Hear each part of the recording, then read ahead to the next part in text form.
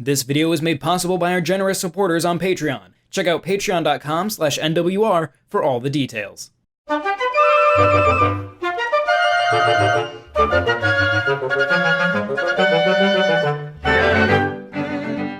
When it comes to Game Boy Zelda games, Link's Awakening is very much my favorite. The fantastical environments and a story that unchains itself from the staples of Zelda lore make for a fun experience. The game is weird and doesn't do anything to hide that fact in the slightest. Still, despite being a wonderful game, it did have its fair share of faults. After all, they did try to put the feel of a 16-bit Zelda into a 2-button handheld. This made item management a drag and slowed down the flow just a teensy bit much. Now that The Legend of Zelda Link's Awakening has gotten a new lease on life with Nintendo Switch, you have to wonder what more has changed. Indeed, this new version of Link's Awakening makes a lot of positive changes, but that doesn't make the experience a perfect one. I've said it a few times, but the notion deserves to be repeated. The setting of Link's Awakening is second to none. Koopman Island is such a grand place to explore, with unique characters at every step. From the beginning of the game, where you meet Marin and Terran, the way the game opens up is inherently great. You start exploring your immediate surroundings in Mabe Village, participating in your first activities, and taking baby steps out in the world. You'll see Chain Chomps roaming about, Ulrira hiding behind a phone, and even some children playing around. While the world is filled with danger, there is a relaxing feeling that comes from being in the towns and interacting with other characters. Even the ultimate goal, which sees you escaping from the island, doesn't seem that daunting at first. Above all else, the atmosphere created by Link's Awakening is unlike that of any other Zelda game. What I find charming about Link's Awakening is that I don't have to be urgent. During 16 hours with the game, I found myself quickly going off the intended path.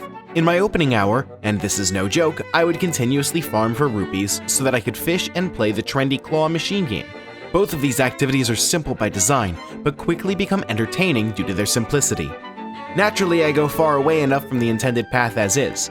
Collectibles are an important part of the Zelda mythos, and the seashells and heart pieces are cleverly hidden. Sometimes you'll have to go through a dungeon fully, and other times you'll stumble upon them by sheer luck.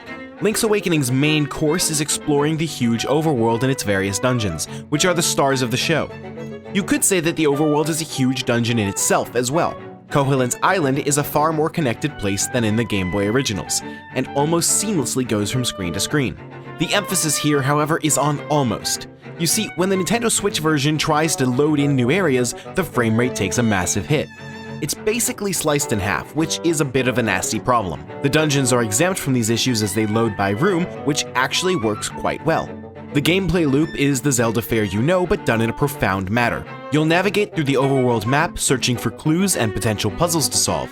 By completing a string of events, most of the time it will land you the dungeon key you need to enter its respective dungeon. From there, you'll move from room to room and find the structure hidden within all the chaos. A key item or mechanic always plays an essential role, and seeing the patterns is equally important. By collecting enough keys, you'll eventually find your way to the boss room where an unrelenting challenge awaits. The patterns are fairly doable, but you'll need to figure them out as you go.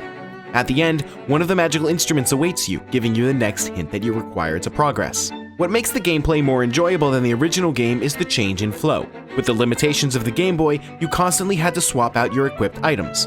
By the end of the game, this becomes an absolute pain and breaks away from what is generally a very endearing title.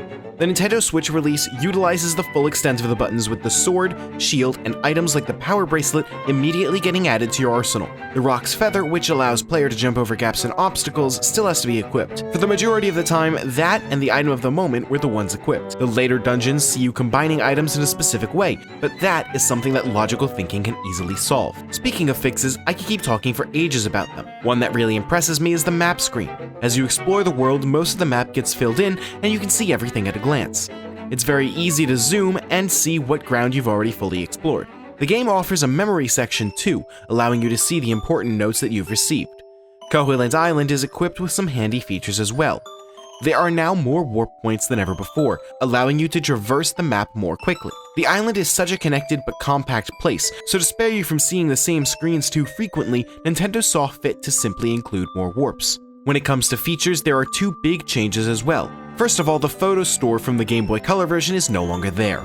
Instead, we have the chamber dungeons. It's here that you can arrange various dungeon rooms together and create some unique challenges for yourself and others to play. Don't expect a Super Mario Maker-esque mode here, but I did have fun playing through them for the rewards. Dampe constantly gives you new goals to meet, which encourages you to do better every time. Nonetheless, if you really want to share your layouts, you can only do so with an amiibo. A slight bummer, but the photo store never played a huge role either. The other added benefit is that hero mode is available from the start. By enabling this version of the game, players will not get heart pickups and fairies are really hard to come by. I only tinkered around with it a bit, but I do like the heart-pounding tension of hero mode. The presentation of The Legend of Zelda Link's Awakening isn't perfect, but it is workable. The game looks stellar when it comes to its art style, and the world is beautifully recreated. There are some lush backdrops and almost claymation-esque characters to boot. And oh, Link's smile. How I love Link's smile. If that doesn't touch you, you might not have a soul.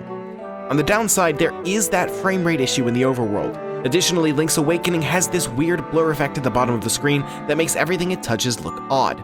It likely ensures that certain elements in the overworld can respawn, but the effect in general really doesn't make me happy. The soundtrack, however, is on point. I adore Link's Awakening's music, and the love the composers have given the game is staggering. They use different flavors, like mixing the Game Boy sounds with new instrumental elements, but I'm really behind it. The Legend of Zelda Link's Awakening, despite its share of technical mishaps, remains one of the most wonderful entries in the series. The charm, gameplay, and world building are wonderful to behold and deserve to be seen. The selection of smart fixes makes the game less of a grind and mostly an experience that keeps on trucking. While I don't think much of the chamber dungeons and other added trinkets, the refinements made to the overall flow make the journey worth it. For newcomers or Zelda veterans, Link's Awakening is a hoot from beginning to end. This video was made possible by our generous supporters on Patreon. Did you know that Nintendo World Report is funded directly by fans like you? When you support Nintendo World Report on Patreon, you get immediate access to multiple exclusive podcasts every month, exclusive Discord channels, an early look at select content, and more, all for as little as $1 a month. Check out patreon.com/NWR for all the details.